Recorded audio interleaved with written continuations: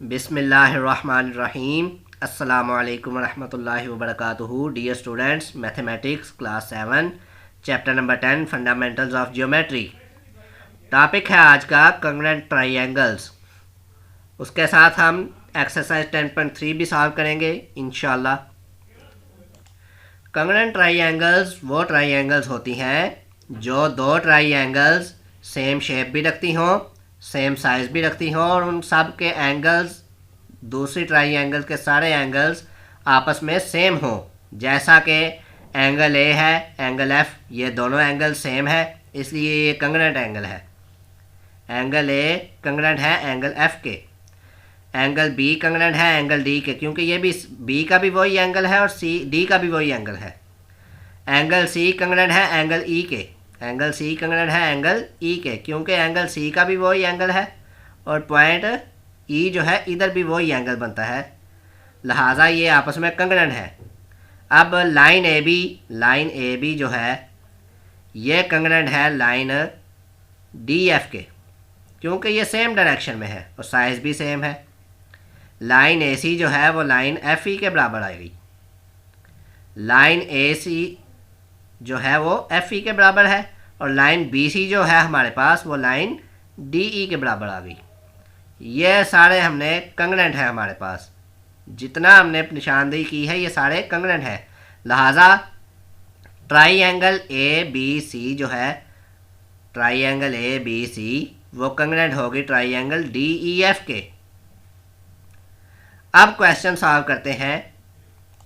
Exercise 10.3 question number 1, if the measure of two angles of a triangle are 35, एक angle जो है वो 35 है, दूसरा एंगल जो है वो 80 है and 80 degree, then find this measure of its third angle. Third angle की मेजरमेंट जो है वो हमने फाइंड करनी है। मिसाल के तौर पे हम ये ले लेते हैं ए बी सी एक ट्राइंगल है, लेट कर लेते हैं, फ़र्ज़ कर लेते हैं सपोज 35 डिग्री जो है वो ए के बराबर है, वो हमने लिख दिया angle A is equal to 35 degree. Angle B को हमने लेट कर लिया है 80 डिग्री के बराबर और एंगल सी हमने फाइंड करना है। इस बात का हमें मालूम है कि ट्राइंगल के तीनों एंगल्स जो हैं उनको प्लस किया जाए तो 180 डिग्री के बराबर होता है। जैसा कि इक्वेशन बना लें, angle A plus angle B plus angle C, तीनों का जो सम है वो इज इक्वल टू 180 डिग्री है। अब ए और बी की जो हमारे पास वैल्यू है इसको हमने पुट कर दिया, पुट दी वैल्यूज़। ए 35 था, 35 डिग्री लिख लिया, प्लस बी जो है वो हमारे पास 80 डिग्री है। सी एज इट इज़ आएगा क्योंकि इसकी वैल्यू फाइंड करनी है, इज इक्वल टू 180 डिग्री। अब 80 में 35 को प्लस करें तो वो 115 बनता है, 115, प्लस एंगल सी वैसे ही आ गया, is equal to 180 degree.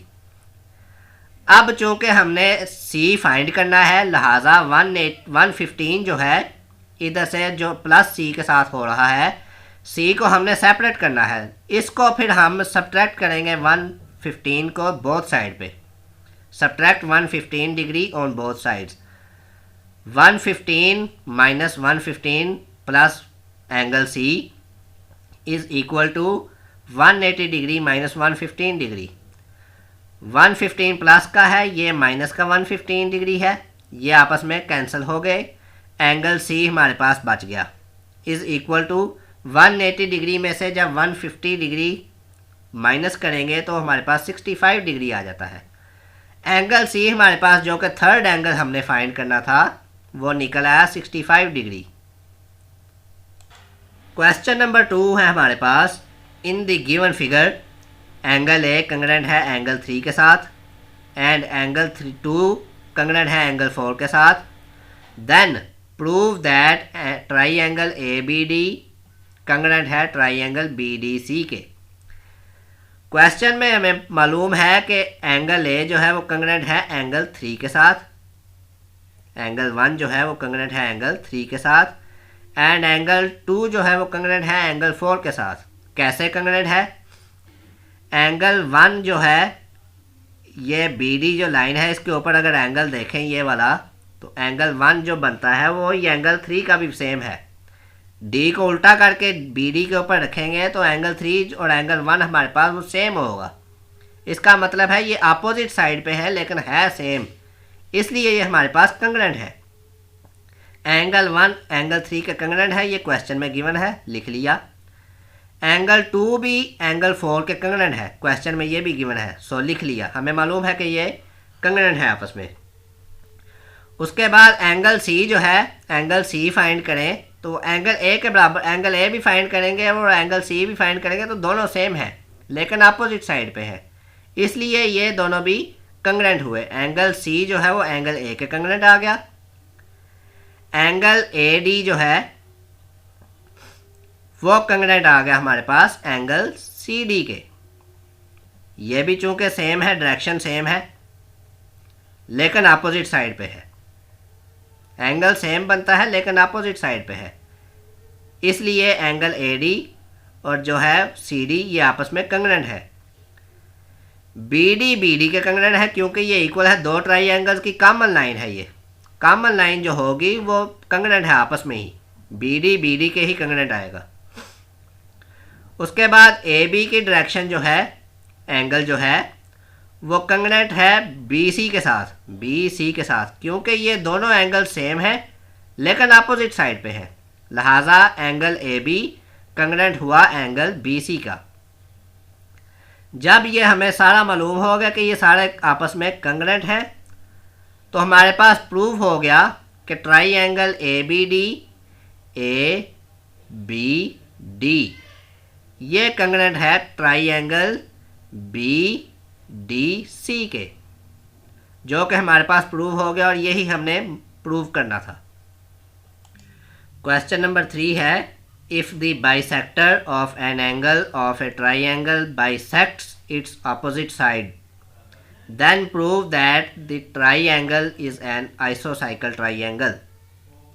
Question है हमारे पास कि अगर एक ट्राइएंगल को बाइसेक्ट किया जाए, बाई का मतलब होता है दो और सेक्टर कहते हैं हिस्से, जैसा कि ये ए बी सी हमारे पास ट्राइएंगल है, इसको हमने ए डी पॉइंट के ऊपर बाइसेक्ट किया, दो हिस्सों में तकसीम किया, डिवाइड किया, जो कि अपोजिट साइड पे है।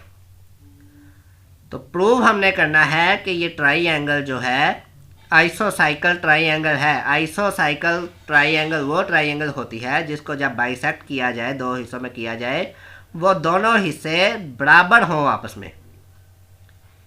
ये एंगल जो ट्राइएंगल है ए डी बी जो हमारे पास बनी है और ए डी सी बनी है, ये बराबर हिस्सों में है।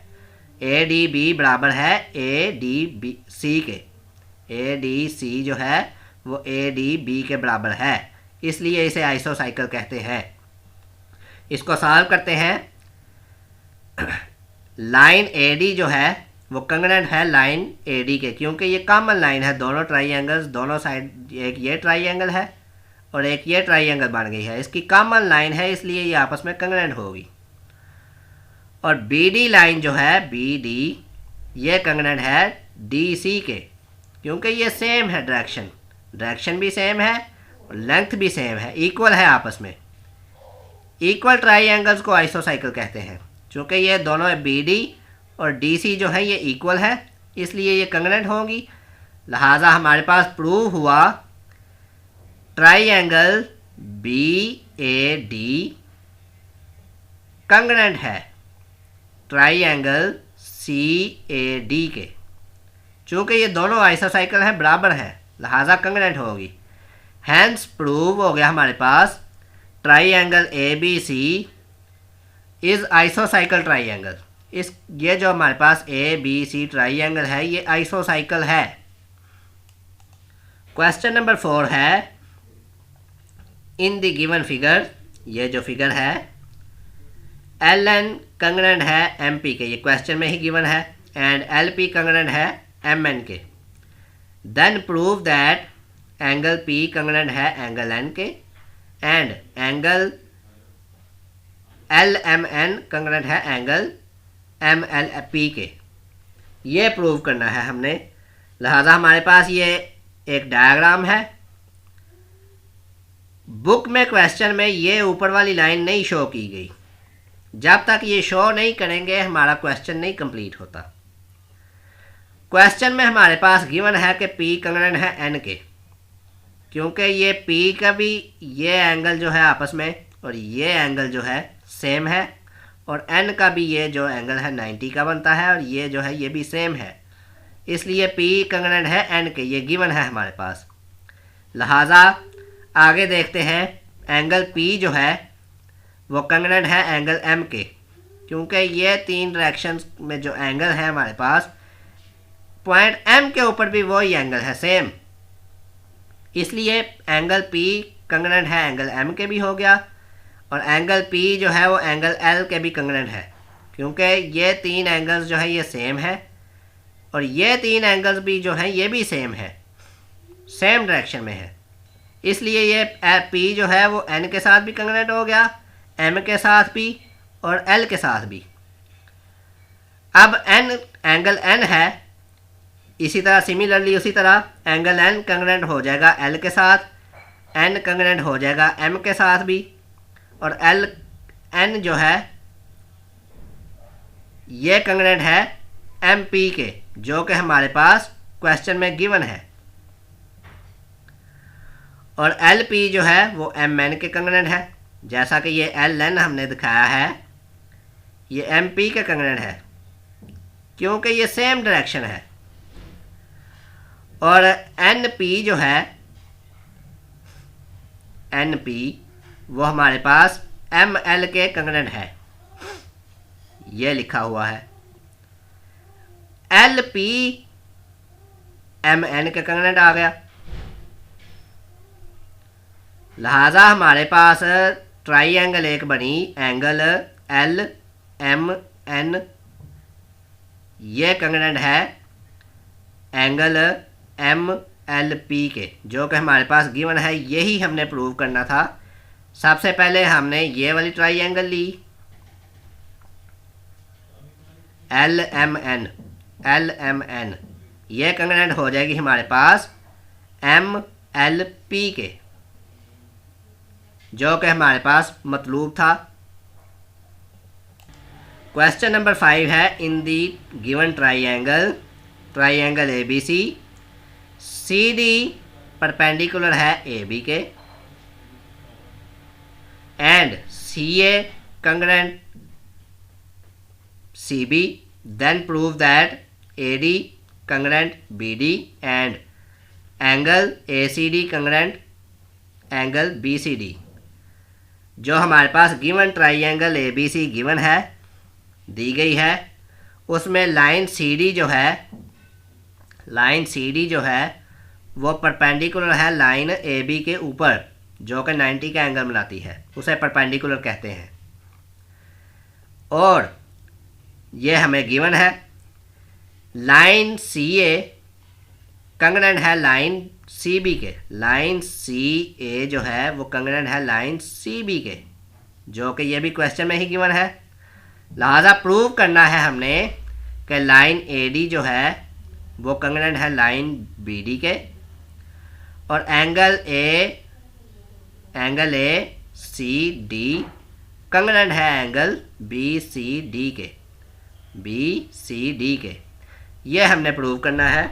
लिहाजा हमारे पास सॉल्यूशन क्या होगा, CD परपेंडिकुलर है AB के, ये हमारे पास क्वेश्चन में गिवन है।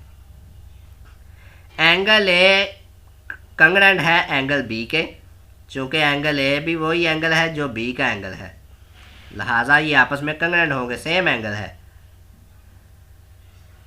AD बराबर है चूँकि BD के, क्योंकि ये एक जितनी लाइन है, जितनी लेंथ थी ये BD है उतनी लेंथ ही AD लाइन है, लिहाजा ये सेम है, साइज़ इसका और डायरेक्शन भी सेम है, शेप भी सेम है, इसलिए ये हमारे पास AD जो है कंग्रेंट होगा BD के। AC जो है वो कंग्रेंट है CB के, ये क्वेश्चन में ही गिवन है, वो एज इट इज़ लिख दिया। जबकि हमें AD कंग्रेंट BD मालूम हो गया है, लिहाजा एंगल प्रूव हो गया हमारे पास कि एंगल ACD जो है वो कंग्रेंट आ गया एंगल BCD के, जो कि प्रूव हो चुका है। एक्सरसाइज का लास्ट क्वेश्चन है question number 6। Look at the figure to show that triangle ABP congruent है ट्राइंगल DCP के। ट्राइंगल DCP के ये आपस में कंग्रेंट है। आइए देखते हैं कैसे कंग्रेंट है। एंगल A हमारे पास 90 डिग्री के बराबर है, एंगल D भी हमारे पास 90 डिग्री के बराबर है, लिहाजा एंगल A कंग्रेंट हो गया एंगल D के। ये शो कर दिया। B के ऊपर एंगल देखें तो C के ऊपर एंगल देखें तो ये दोनों एंगल सेम है लेकिन अपोजिट डायरेक्शन में है, लिहाजा एंगल B जो है वो कंग्रेंट हो गया एंगल C के।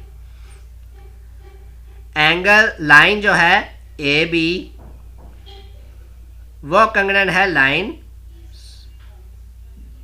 CD के, क्योंकि इसकी भी उतनी लेंथ है और AB की भी उतनी लेंथ है और CD की भी उतनी लेंथ है, लिहाजा ये आपस में कंग्रेंट हो गए। AB कंग्रेंट है CD के, ये लिख दिया। लाइन AP कंग्रेंट है लाइन DP के। लाइन AP 3 सेंटीमीटर है और लाइन DP भी 3 सेंटीमीटर है, लिहाजा ये सेम लेंथ है और डायरेक्शन भी सेम है, साइज भी सेम है और शेप भी सेम है, लिहाजा ये AP कंग्रेंट हो गया DP के। उसके बाद BP लाइन जो है ये सेम लेंथ है CP के, लिहाजा BP लाइन जो है वो कंग्रेंट हो गई CP के। जबकि ये हर डायरेक्शन से ये कंग्रेंट है, सो हमारे पास प्रूव हो गया कि ट्राइंगल ABP कंग्रेंट होगी ट्राइंगल DCP के। प्रूव हो गया। उम्मीद है बहुत अच्छी समझ आ गई होगी।